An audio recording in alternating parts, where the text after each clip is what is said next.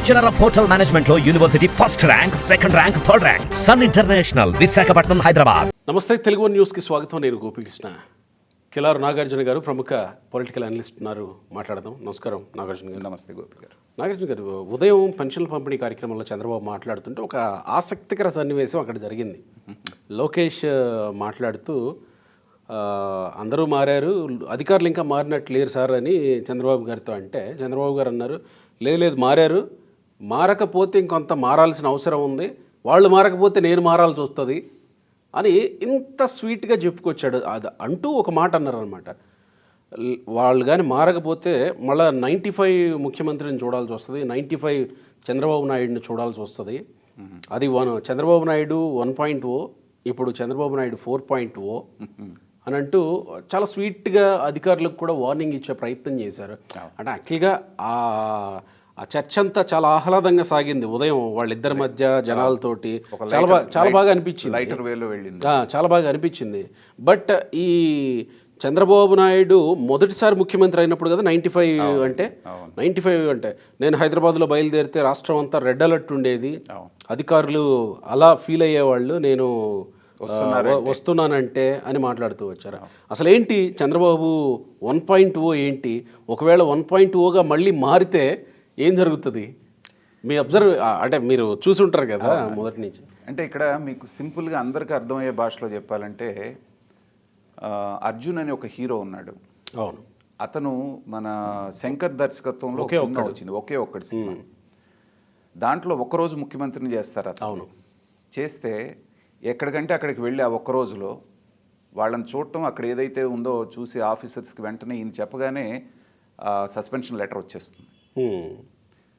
అతనే స్వయంగా వెళ్తారు. అక్కడ ఏదైనా తప్పు జరుగుతుంది అనగానే వెంటనే అతనికి సస్పెన్షన్ లెటర్ వెళ్ళిపోతుంది. ఇది చంద్రబాబు నాయుడు గారిని ఇన్స్పిరేషన్తో తీసుకొని నేను ఈ సినిమా చేశానని శంకర్ గారే చెప్పారు. Okay okay okay. అప్పటిదాకా జనాలందరూ కూడా ఒక రకమైనటువంటి పరిపాలనకి అలవాటు పడ్డారు.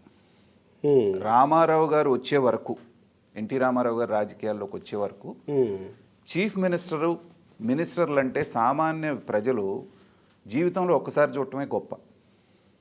వాళ్ళ ఊరికి ఏదైనా పథకం కోసం వచ్చినప్పుడో లేకపోతే ఇంకోటో. రామారావు గారు వచ్చిన తర్వాతనే ప్రజల ముఖ్యమంత్రి అనేటువంటిది, ఆయన ప్రజలతోటే మొదలయ్యారు, ప్రజలతోటే ఎన్నుకోబడ్డాడు, ప్రజల మనిషిగా ఉన్నారు. ఆయన పూర్తిగా అభివృద్ధి కంటే కూడా కూడు గూడు గుడ్డ అనేటువంటిది వీళ్ళ ప్రాధాన్యాలు కాబట్టి అనేటువంటిది పూర్తిగా ఆయన పాలన కాలం అంతా దాని మీదే కాన్సన్ట్రేట్ చేశారు ఆయన. కానీ చంద్రబాబు నాయుడు గారు వచ్చినటువంటి సందర్భం ఏంటంటే, భారతదేశమే ఒక సంధికాలంలో ఉంది. అప్పుడు గుజరాల్ గారి టైంలో భారతదేశం ఏ స్థితికి వెళ్ళిపోయిందంటే, బంగారాన్ని తాకట్టు పెట్టి డబ్బులు తెచ్చుకోవాల్సిన పరిస్థితిలో పివి నరసింహారావు గారు వచ్చి ఏంటంటే ఈ లిబరలైజేషన్ అనేటువంటి దానికి ద్వారాలు తెరవచ్చారు భారతదేశానికి, ఓపెన్ ఎకానమీ. దాన్ని మొట్టమొదటి దాని యొక్క ఫలితాలు ఎలా ఉండబోతున్నాయి అనేటువంటిది ఊహించిన వ్యక్తి చంద్రబాబు నాయుడు గారు.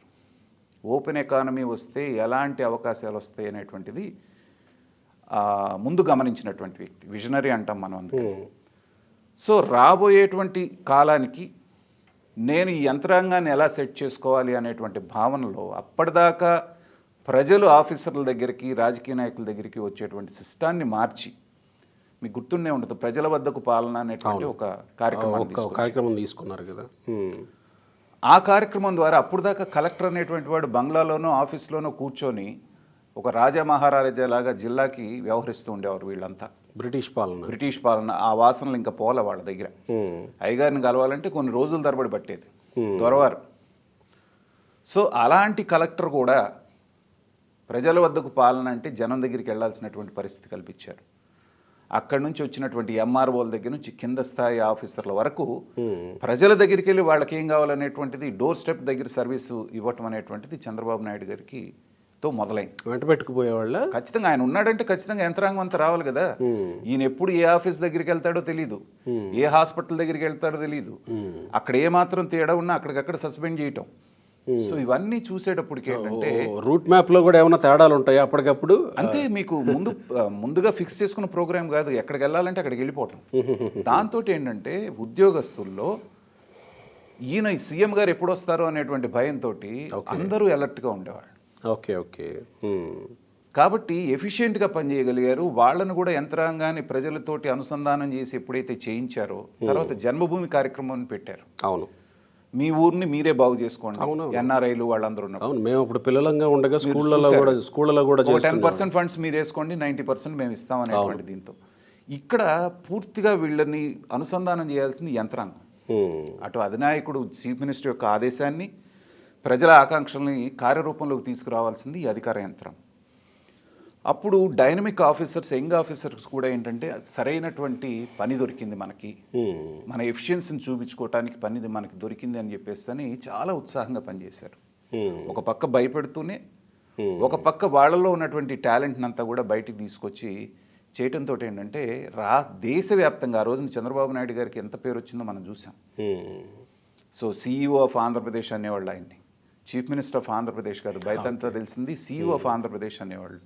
అంటే ఒక కంపెనీ CEO తన కింద ఉన్నటువంటి ఉద్యోగస్తులను ఎలా అయితే ఇన్స్పైర్ చేసి లేకపోతే వాళ్ళ మీద సరైనటువంటి కంట్రోల్ పెట్టుకొని చేస్తాడో అలా చేయటం వలన ఆంధ్రప్రదేశ్ అభివృద్ధి అనేది పరుగులు తీస్తుంది. కానీ ఇలాంటి కార్యక్రమం వల్ల చంద్రబాబు అంటే ఉద్యోగుల్లో భయంతో పాటు చంద్రబాబు మీద కోపం కూడా ఉద్యోగుల్లో పెరిగినట్టు ఉంది కదా ఇలాంటి కార్యక్రమాల వల్ల. పెరిగింది. అమ్మో ఈయనతో కాదురా నాయన, అమ్మో ఈయన ఉద్రా నాయన అనే పరిస్థితి కూడా వచ్చినట్టు వచ్చింది. ఎందుకంటే మొన్న కూడా నేను చెప్పాను, చంద్రబాబు నాయుడు గారు మళ్ళీ అధికారంలో రాగానే ఒక చోట మాట్లాడుతూ బాబు గారు కొన్ని మార్చుకోవాలి, ఎందుకంటే ఆయనకి చెప్పేంత స్థాయి మనకు లేకపోయినా ప్రజల్లో నుంచి వస్తున్నటువంటిది. మీరు గమనించండి, చరిత్రలో ఉద్యోగస్తుల్ని వ్యతిరేకం చేసుకున్న ఏ గవర్నమెంట్ కూడా రెండోసారి రాలేదు. అది సరే, అది ప్రజల కోసం అయినా ప్రజా ప్రయోజనాలు అయినా కూడా రామారావు గారు, ఎన్టీ రామారావు గారు వాళ్ళతో పెట్టుకోవటం వలన అంత పెద్ద మెజారిటీతో వచ్చిన ఆయన కూడా ఓడిపోయారు. అలాగే చంద్రబాబు నాయుడు గారు ఏమంటారు, నేను రోజు 18 గంటలు పనిచేస్తానంటాడు. మీరు పనిచేస్తారు, మీకుంది ఆ ఓపిక ఉంది, మీకు ఆ ఆకాంక్ష ఉంది. జీతం తీసుకునే వాళ్ళు 10 to 5 జాబ్కి అలవాటు పడ్డాళ్ళు, వాళ్ళు కూడా అలా చేయమంటే ఎట్లా? కానీ ఎన్టీఆర్తోనే మొదలైంది అనుకుంటా కదా అధికారులు పొద్దున్నే 5 గంటలకల్లా రావడం అనేటువంటిది. ఆయన స్కూల్ వేరు. కానీ ఈయన వచ్చేటప్పటికి ఏంటంటే సమీక్షల మీద సమీక్షలు అని చెప్పి ఒకే విషయాన్ని లోతుగా పరిశీలించి అది కూర్చుంటూ మాత్రమే వీళ్ళ చేతిలో ఉండేది, మళ్ళీ లేచి బయటకు వెళ్ళడం అనేది వీళ్ళ చేతిలో ఉండేది కాదు. సహజంగానే మీరు గట్టిగా పనిచేయమంటే ఎవరికైనా కూడా, అంతకుముందు గవర్నమెంట్ ఉద్యోగస్తులు ఎలా ఉన్నారు మనకు తెలుసు. వాస్తవానికి మాట్లాడుకుంటే తెలుగుదేశం పార్టీ ఎమ్మెల్యేలు నాయకులు కూడా అమ్మో చంద్రబాబు గారు కాన్ఫరెన్స్ మొదలు పెట్టారా, అమ్మో అయిపోయిందిరా ఆయన అనుకునే పరిస్థితులు కూడా ఉన్నాయి. కాబట్టి ఈసారి అయినా సరే మీరు ఎన్నన్నా చేయండి, పొద్దు నుంచి సాయంత్రం దాకా పెట్టండి, 6 గంటలు కాగానే వాళ్ళని వదిలేయండి, మీరు పని చేసుకోండి తెల్లవారుజాము దాకా, ఎందుకంటే అది మీ ఇష్టం. బట్ ఇప్పుడు రాష్ట్రంలో పరిస్థితులు వేరు, కాస్త ఉదారంగా అధికారులు కూడా పనిచేయాల్సిన పరిస్థితి రాష్ట్రంలో. ఎందుకంటే 5 సంవత్సరాల్లో వాళ్ళు పడ్డటువంటి నరకం చూశారు కాబట్టి ఖచ్చితంగా ఇప్పుడు చంద్రబాబు నాయుడు గారి మీద ఇప్పుడు చాలా ఎక్కువ బాధ్యత ఉంది. రైట్. ఎందుకంటే జరగాల్సింది రాష్ట్ర పునర్నిర్మాణం జరగాలి. జరిగినప్పుడు మీరు పూర్తి స్థాయిలో వాళ్ళని భయపెట్టకూడదు, అలా అని చెప్పి పూర్తి స్థాయిలో వాళ్ళని వదిలేయకూడదు. అంటే చంద్రబాబు 1.0 కాకపోయినా మధ్యస్థంగా కొంత లౌక్యం, కొంత వాళ్ళని కూడా అరే బాబు నా ఒక్కడిదే కాదు రెస్పాన్సిబిలిటీ, మనందరిది, మనం ఇంత నష్టపోయాం, రాబోయే తరాలకి మనం 2 సెట్ చేయాలి, ఒకటి అమరావతి, ఒకటి పోలవరం. ఈ 2 పూర్తి చేసేస్తే రాష్ట్రానికి 2 కళ్ళు కాబట్టి మన పేరు జీవితాంతం నిలిచిపోతుందని వాళ్ళల్లో కూడా ఒక రకమైనటువంటి ఇది తీసుకొస్తే వాళ్ళు కూడా దానికి సిద్ధంగా ఉన్నారు. ఎందుకంటే అధికారి అనేవాడు ఖచ్చితంగా పనిచేయడానికే సిద్ధంగా ఉంటాడు అక్కడ. ఇప్పుడు ఎందుకంటే మనం అంటున్నాం అండి, చాలా తేలిగ్గా ఒక మాట అనేది వాళ్ళ స్వేర్ తీసుకుని అంత కష్టపడి ఆ ఎగ్జామ్ రాసి లక్షల్లో నుంచి ఒకళ్ళుగా వస్తూ ఉంటారు కదా అధికారులు. శ్రీలక్ష్మి గారి ఎగ్జాంపులే తీసుకోండి సార్, 22 ఏళ్లకి ఆవిడ IAS ఆఫీసర్. Exactly correct. ఆవిడ నిజాయితీగా ఉండుంటే క్యాబినెట్ సెక్రటరీ అవ్వాల్సినటువంటి వ్యక్తి. చంద్రబాబు నాయుడు గారు ఉన్నన్నాళ్ళు చాలా ఎఫిషియెంట్గా పనిచేసింది. రాజశేఖర రెడ్డి గారు రాగానే కొన్ని రకాలైనటువంటి ప్రలోభాలకు లోనయ్యి ఆవిడ ఎలా ముగిసిందో మనం చూసాం. కొన్నాళ్ళు జైల్లో ఉండి కనీసం నడవలేని స్థితికి వచ్చారు. కాబట్టి అందరు నిజాయితీగా పనిచేయాలనే ఉంటారు. మీరు నిజాయితీగా పనిచేసే అవకాశం వాళ్ళకి కల్పిస్తూ రెండో చేత్తోటి వాళ్ళకి అవినీతి చేసే అవకాశం లేకుండా మీరు ఎప్పుడైతే నిరోధించగలుగుతారో వాళ్ళలో ఉన్నటువంటి పొటెన్షియాలిటీని మీరు 100% ఉపయోగించగలుగుతారు. కరెక్ట్. వాళ్ళు కూడా హ్యాపీగా ఫీల్ అవుతారు. సర్వీస్ మొత్తం అయిపోయాక మన కంట్రిబ్యూషన్ ఉంది, మనం ఇలా చేయగలిగాం అనేది చెప్పుకుంటారు కదా. సో నేను అనేది ఏంటంటే నడిపించేటువంటి అధినేతది తప్పు. అది వాళ్ళు మంచి చేసినా ఆ మంచి ఈయనకే వస్తుంది. తప్పు చేసినా కూడా ఆ తప్పు కూడా ఇతనికే ఆపాదించబడుతుంది. ఆ విషయంలో చంద్రబాబు నాయుడు గారు కొంచెం పట్టు విడుపులు, ఇప్పుడు సమీక్షలు కూడా మనం చూస్తున్నాం, అంతకు ముందులాగా అర్ధరాత్రి ఆయన పెట్టలేదు, 6 కాగానే వెళ్ళండి అంటున్నాడు.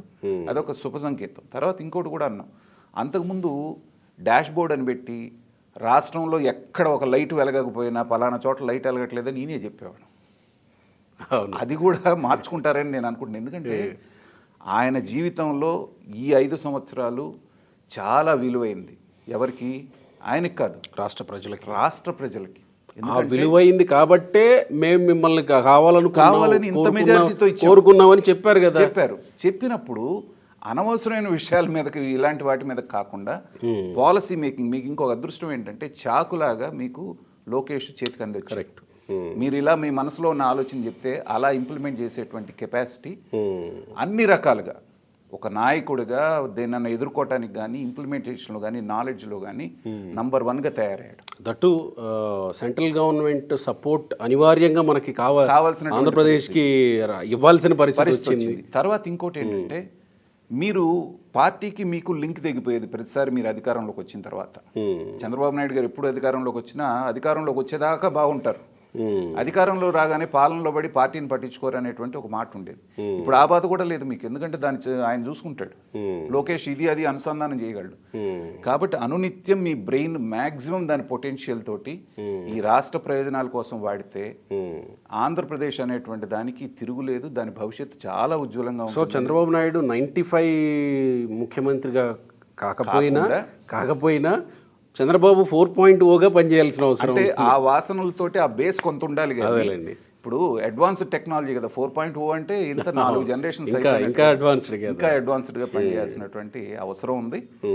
అలాగే చేస్తారు, ఎందుకంటే ఆయన పని రాక్షసులు అన్నారు తెలుసు కాబట్టి. అన్ని మంచి శకునాలు కనపడుతున్నాయి ఆంధ్ర రాష్ట్రానికి. మరి చూద్దాం ఎలా ఉంటుంది. Right sir, thank you.